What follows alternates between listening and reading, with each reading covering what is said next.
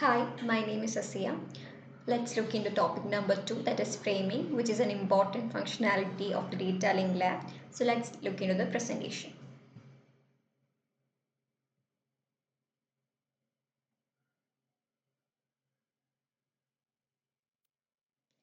So what is framing? Framing is actually done for one of the important purpose for the data link layer, for the transmissions of data. When the packets that is received from the network layer, it is modified into some kind of frames in which each one is distinguishable and the transmission is done across the physical layer. Let's look into it in detail. So you can see the definition of the framing here. And encapsulation is done in framing. How is this encapsulation done in framing? It is done using a headers and trailers. The headers consisting of the source and destination MAC address and the control info. And the trailer will usually contain the error checking codes. So, why is framing important or why is it essential? We know that there should be the synchronization between the sender and receiver. When the sender sends the data, the receivers should receive it correctly without any error. So, framing is actually done for this purpose for error detection. You can see here flow control and the synchronization between the sender and the receiver. So now let's look into the components of a frame. You can see the diagram here. We have a frame header, payload field, trailer and flags. Frame header consists of the source and destination address, and payload consisting of the actual data. It can be of bit stuffing or byte stuffing varying sequence that we'll be looking into later on the methods of framing. And there will be tailors and flags. Flags usually mark the start and end of the frame, and tailors is for error detection and correction. So now we'll be looking into the various framing methods. In this, the first one is the character counting, which is the simplest framing method. That is, the frames have a special field which will be having the count of the characters in each frame. So when the receiver receives, it is easily for he or she to identify that count, and based on the count he can find the end of the frame. This is very easy. There are other types of framing methods which is bit stuffing and byte stuffing. So let's look into bit stuffing. Okay, so what is bit stuffing? Here we'll be stuffing patterns of bit of arbitrary length into the message for differentiating it from the delimiters. This is also known as bit oriented framing, and which is used in the protocols like HDLC. We know that it is an important protocol of the data link layer. And what is the mechanism that is happening here? We'll be inserting zeros after the five consecutive ones in the data, so there will be no accidental repetition of the flag patterns. So when the receiver receives it, he or she will be destuffing it and retrieve the original data. And you can see an example here. This is the flag and this is the data, and in the stuffed data you can see that after the five consecutive ones we have stuffed zero, which is with stuffing basically. Now let's look into byte stuffing, where we'll be inserting byte into the message to differentiate from the delimiter. This is also known as character-oriented framing, and it is a byte-oriented protocol. It is used in byte-oriented protocol like peer-to-peer protocol. And you can see the mechanism here. There will be a special byte, and to it we'll be adding an escape byte, and the receiver receive it, he will be removing the escape byte and restores the original bytes. Here is a solid example, you can go through it. Now let's see the diagram view of both. We have data from the upper layer. This is bit stuffing, and which is stuffed. You can see that here, and the receiver will be unstuffing it. And here is an example of byte stuffing. We'll be adding escape flags, and later we will be destuffing it. So that's it. These are the important topics of framing. Thank you. Hi, I'm Edna Kabir. So today I'll be talking about the topic ensuring accuracy. Ensuring accuracy, the role of the data link layer. The data link layer is responsible for reliable node delivery of data across a physical link. So during transmission, the data can be corrupted by noise, signal attenuation, and interference. So errors in the transmitted bits can result in miscommunication between devices or failures at higher levels. So these mechanisms provide a critical crucial safety net, especially over unreliable or noise transmission media. So, in this topic, we will be mainly discussing about three error detection methods. So first one is the parity check mechanism. So a parity bit is added to a data to ensure a specific parity, so even parity. So even parity will maintain total number of ones as even, and in odd parity total number of ones is odd. So simple parity check. It can detect single bit errors but fails if two bits are flipped. The next is two-dimensional parity check. So in this, the data is arranged in a grid format. Parity bits are computed for each one column. It's more effective at identifying multi-bit errors, but still limited in complex error patterns. So its limitation is that parity checks are easy to implement, but it's not suitable for higher reliability systems on their own. Okay.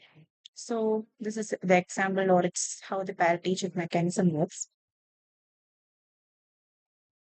So it's that the sender part and the receiver part, how it retrieves and how it manages the error. Okay, so the next error detection method is checksums. So how it's done? So first of all, the data is divided into equal size segments, and the segments are added using one's complement arithmetic. And then the resulting sum is complemented to produce a checksum. And this checksum is appended to the data and it's transmitted. So here, the checksum is added to the data, and this is what is uh, transmitted to the receiver. So at the receiver side, it will perform the same sum, including the checksum, and if the final result is zero, then the data is considered error-free. So its strength is that it can detect many types of errors like bit flops, some multiple bit errors, but its weakness is that it may miss certain patterns like bit rearrangements or carefully crafted errors. So that's about the checksum. So this is the mechanism of how the checksum works. So the third error detection method is cyclic redundancy check. So it's based on the concept of polynomial division. So a generated polynomial will define the CRC method. So how it works? So it will append a sequence of zeros to the end of the data, and it divides a new data bit stream by the generated polynomial, and the remainder becomes the CRC value. And this CRC value is then appended to the original data. So, and at the receiver, it will perform the same division using the CRC, received data plus a CRC. So here the data which is transmitted is the main data plus the CRC value. So the receiver will receive this, and they also will perform the same procedure as done at the sender. So a zero reminder indicates that there is no detected errors, but if the reminder is not zero, then we can say that some errors has been detected. So its benefit is that it can detect common error types like single bit errors, burst errors, and odd numbered errors, and it's widely adopted in Ethernet, Wi-Fi, and storage devices due to its high reliability.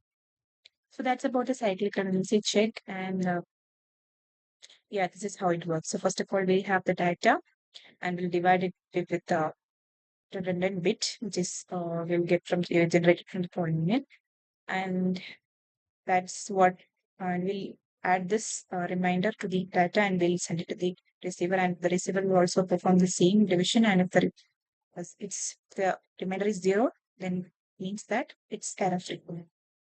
So that's all about the three error detection methods.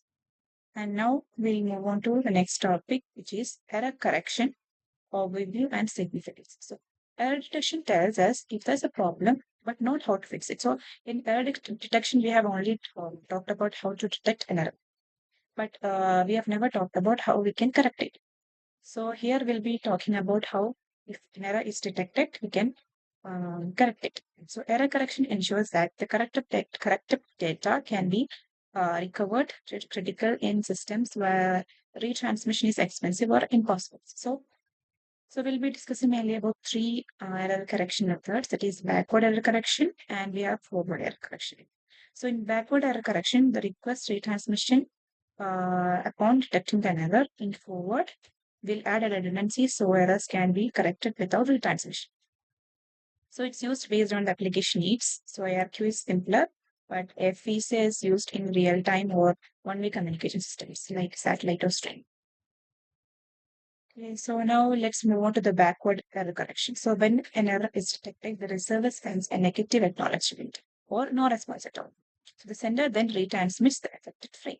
So it works well in scenarios where the transmission time is low and errors are infrequent. So some of the types of ARQ protocols are stop and wait ARQ. So it waits for the acknowledgement before sending the next frame. And then we have go back and ARQ. It sends multiple frames. It retransmits from the frame. And then we have selective repeat ARQ. Only the erroneous frames are retransmitted. So its advantages is that it's simple and reliable, and it cons is that it may cause delay due to retransmissions. So that's about backward error correction. And the next is forward error correction. So in forward error correction, we'll add redundant bit using error correcting codes before sending the data. So the receiver uses this extra data to detect and correct errors without needing a retransmission. So the common techniques under this topic is mainly Hamming code and Reed-Solomon code. So in Hamming code, it corrects single bit errors, and for Reed-Solomon codes, it's used in mainly CDs, DVDs, and satellite communication. So use cases are real-time streaming, deep space communication, and video conferencing. So its advantages include it saves times when retransmission is not possible, and also it maintains flow of communication in high latency or noisy channels. So it's one of the drawback is that it can increase data size and computation complexity. So that's all about our topic. We have discussed about error detection methods, three of the error detection methods, and also two of the error correction methods. That's all. Thank you. My name is Anadu and I am here to talk about the flow control in data link layer. So what is flow control? So flow control is a mechanism through which we can send data to the receiver from the sender at a rate in which the receiver can handle and process the data without the buffer overflow or losses. So it is a technique used to manage data rate between the sender and receiver and ensures reliable communication without overwhelming the receiver. So there are techniques which are used to implement this. The mainly used are stop and wait protocol and sliding window protocol. So let's look into stop and wait. So in stop and wait, one frame is sent at a time, and the sender waits for an acknowledgement before sending the next one. It only sends the next data after receiving the acknowledgement for the previously sent data. So looking into the example, we can see that there are two devices. One is a sender and another is a receiver. So here the sender sends a data to the receiver and the receiver consumes it. Only after receiving the acknowledgement, the sender sends the next data and so on. So this is how stop and wait works, and it is very easier to understand and implement, but it suffers from low efficiency and particularly in scenarios which involves low transmission distances or high network latency. So it is suitable for very basic communication scenarios but less effective for high performance networks. In sliding window protocol, we can send multiple frames at a time without needing an acknowledgement. So the two main variations of sliding window protocol are go back and select to repeat. So let's look into go back end. So the in go back end we can send multiple packets before needing an acknowledgement, which is defined by the size. And so the receiver only accepts packets in order. And if a packet is lost or an error occurs, all the subsequent packets after this lost one must will be discarded, and the sender must go back and resend all the lost packets again to the receiver. So in this example, we can see that the window size is 4. That is why we are sending the first four frames 0, 1, 2, and 3 to the receiver. So on receiving the 0th and first frame, the receiver sends an acknowledgement back to the sender, and on receiving it, the sender sends the next two frames, which are 4th and 5th one. And then the sender waits for the acknowledgement for the second one, but it doesn't get it waits for a specific time for this acknowledgement, but it will not get the acknowledgement because the second frame is lost. So the following files after this lost one will be discarded by the receiver. After waiting for a specific time, a sender resends the uh, frames frames which are discarded again to the receiver. So this is how go back and works. Now let's move on to the selective repeat. So selective repeat is a more efficient variation which addresses the drawback of go back end.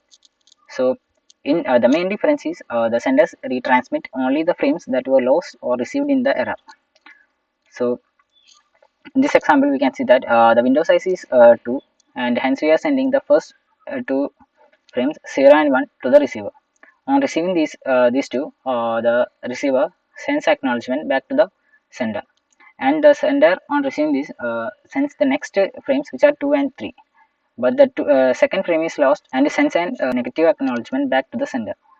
So on receiving this negative acknowledgement, the sender resends the frame frame 2, which was lost, back to the receiver. So what the receiver does is it buffers the correctly received frames that follow a lost frame and then reorder them once the missing frame is retransmitted and received. So that's it. Thank you. Hi everyone, myself Adityan, and today I'll be explaining about MAC addressing. A MAC stands for Media Access Control Address. It is a unique code assigned to devices network interface card, also called ANIC. It is like your device's fingerprint on the network. Basically, no two MAC addresses are the same within a local area, and MAC addresses are used for communication on a local network, like in homes, in offices, in schools. They operate at layer 2, data link layer of the OSI model. Usually, a MAC address is written in a hexadecimal format. I have given the example. It is permanently set by the manufacturer, and most of the time it cannot be changed. It also plays a crucial role in allowing devices to talk to each other within a LAN or local area. And we can find our device's MAC address using if config all window for Windows, or if config for Linux and Mac. Next, we will see the working of the MAC addressing. Okay. Every device has its own MAC address.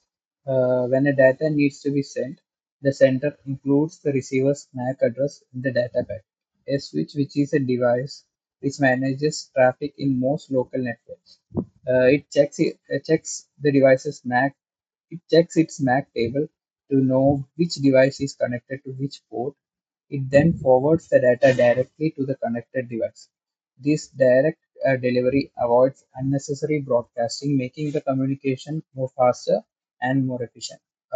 Also, since MAC addresses are static, they don't change like IP addresses. They are used only within the local network and not over the internet. Is a simple example which I have given you. If device A wants to send a file to device B, it includes device B's MAC address in the packet. The switch checks its list and sends the file straight to B without disturbing other devices. Now I will tell you about the different types of MAC addresses present. Uh, the first one is unicast MAC address. It is you mainly used to send a data to a single specific device. This is the most common type and looks something like this. I have given the example here. Uh, Next one is broadcast MAC address. This is used to send data to all the devices on the local network. It is commonly used for a ARP request. The special address for this is FFFFFFF. The last one is multicast MAC address. This sends data to a specific group of devices. It is used in scenarios like video streaming or conferencing. These addresses usually begin with 01005E. So to summarize this, unicast is one to one, broadcast is one to all, and multicast is one to many. Next, I will tell you how to check your MAC address within your device. In Windows, you can use if config all, or for Linux and Mac, you can use if config. I have used Windows, and you can see my physical address, which is my MAC address for the device. Okay, so let's see what is MAC protocol. MAC is medium access control. It's a sublayer of the data link layer in the OSI model. So this protocol is responsible for how devices access and share the network medium. So this ensures that multiple devices can share the medium without collisions, and they also ensure the data reliability and efficiency of transmission. So the functions of MAC protocol, first its function is access control. Access control means it can control which device can send the data at the time. Second is MAC addressing. So as you all know, every devices will be having some unique MAC address. So it can be used to identify the sender and receiver. So that is provided by this protocol. Third thing is framing, means it actually defines the structure of these data frames. Fourth is error detection. Error detection means it detects the transmission errors using the cyclic redundancy checks. And finally, collision handling means it manages or prevents data collisions by using like Ethernet or Wi-Fi. Next, let's see the types of MAC protocol. We have mainly three categories: random access protocols, controlled access protocols, and channelized protocols. But the most common type is random access protocol, which we're gonna look in here. So the first one among the random access protocol comes the Aloha. So it is an early wireless MAC protocol. See, it is of two types. There is pure Aloha and slotted Aloha. Pure Aloha sends the data anytime, but its disadvantage is that it's having higher collision chances. Slotted Aloha, in slotted Aloha, time is divided into slots and hence it reduces collisions because it allows transmission only at fixed slot boundaries. So next is CSMA CD, that is carrier sends multiple access with collision detection, which is used in Ethernet. So devices sense the medium before transmitting in this category. That means if a device is busy, then it will have to wait. So if a collision occurs, then devices stop, wait a random time and retry. It's used in wired Ethernet. CSMA CA, that is carrier sends multiple access with collision avoidance. It is used in Wi-Fi. So devices sense the medium and wait before transmitting in order to avoid collisions. And here it makes use of RTS or CTS, that means request to send or clear to send to reserve the medium. Now let's see the basics of Ethernet. So Ethernet is a wired networking technology that is used for local area networks, and it's defined by the IEEE 802.3 standard. So it allows multiple devices to communicate over a shared medium like a LAN cable. So the key features, it operates at the data link layer or the second layer mainly, and it makes use of the MAC addresses to identify devices, and data is sent in the form of various frames. Frames are the structural units of data. Now let's see the frame format of Ethernet. First frame field is preamble plus SFD. SFD is start frame delimiter, which is of 8 bytes. It actually synchronizes the sender and receiver clocks. Then we have the destination MAC, which identifies the receiving device's MAC address. It's of 6 bytes. Then we have the source MAC. Source MAC identifies the sending device's MAC address, and it is composed of 6 bytes. Then we have the type or length, which is of 2 bytes, which indicate the protocol type or length of the data. Then we have the data of the payload, which is having 46 to 1500 bytes, which carry the actual data being transmitted. Then finally we have the CRC, which is the cyclic redundancy check, which is having 4 bytes. So it is mainly used for this error detection. Thank you. Good morning to one and all. Myself Abhinav. So today roll number 5. Today I'm going to discuss about some real world examples, common data link protocols in action. So these are the topics which we are going to discuss today in this presentation. First of all, we will have an overview of the data link layer. Then we will move on to the Ethernet. Then to the point-to-point protocol. Lastly, the high-level data link control.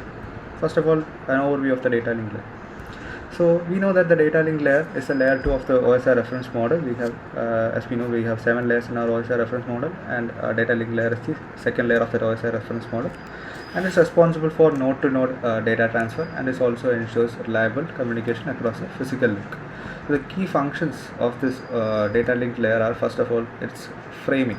That means organizing bits into manageable frames. Next one is addressing, the MAC addresses, error detection and flow control. Lastly, the access control. Access control talks about how devices share the medium. So the Ethernet. So Ethernet is a dominant protocol for wired LANs, and Ethernet is a family of wired computing networks which is standardized by the IEEE 802.3. So Ethernet, as I said earlier, it's used for local area networks, connecting devices within a geographical field like office, home, etc. So talk about the key points from this Ethernet are Early Ethernet used CSMA CD for collision management. So older versions of Ethernet, particularly those which use shared mediums like coaxial cables or hubs, employed a medium access control known as carrier sense multiple access with collision detection.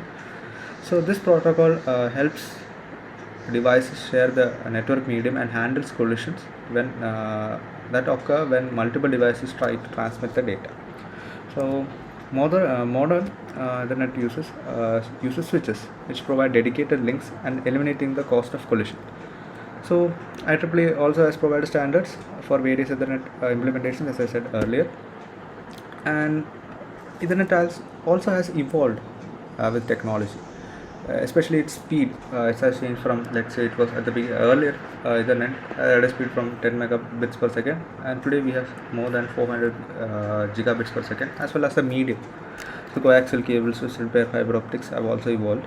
So modern Ethernet networks predominantly use switches and full duplex connection, as I said earlier, which largely eliminates the need for CSMA and C. So this is an image for a modern Ethernet switch. I think we have seen this device at our computer labs. It's kept on a rack. So next one is a point-to-point. Next one is the point-to-point protocol. So the point-to-point protocol, as the name suggests, it's a point-to-point connection between two nodes. So PVP establishes a direct point-to-point connection between two nodes. This is in contrast to shared medium networks like older Ethernet implementation.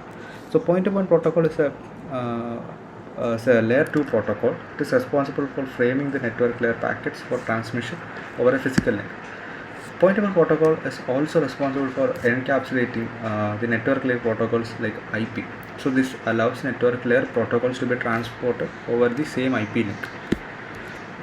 So the key points from this PVP are: so it is used in dial-up, broadbands, and leased connection, supporting framing, error detection, and network layer protocol congestion negotiation.